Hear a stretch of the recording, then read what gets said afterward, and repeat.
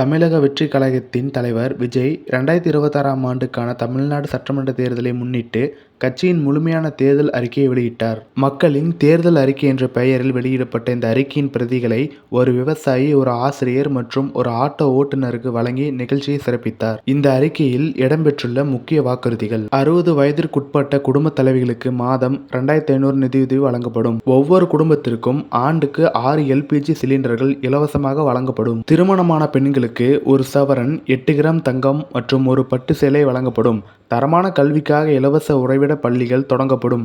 மாணவர்களுக்கு 20 லட்சம் வரை பிணையில்லா கல்வி கடனுக்கு அரசு உத்தரவாதம் வழங்கப்படும். வேலையில்லாத பட்டதாரிகளுக்கு மாதம் 4000 உதவித்தொகை வழங்கப்படும்.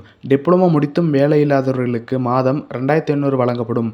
5 லட்சம் இளைஞர்களுக்கு வேலை வாய்ப்பு உருவாக்கப்படும். 5 ஏக்கருக்கு குறைவான நிலம் கொண்ட சிறு விவசாயிகளின் பயிர்க்கடன்கள் முழுமையாக தள்ளுபடி செய்யப்படும். இந்த அறிவிப்புகள் மூலம் சமூக நலன், கல்வி, வேலைவாய்ப்பு மற்றும் விவசாய துறைகளில் கவனம் செலுத்தப்பட்டுள்ளது.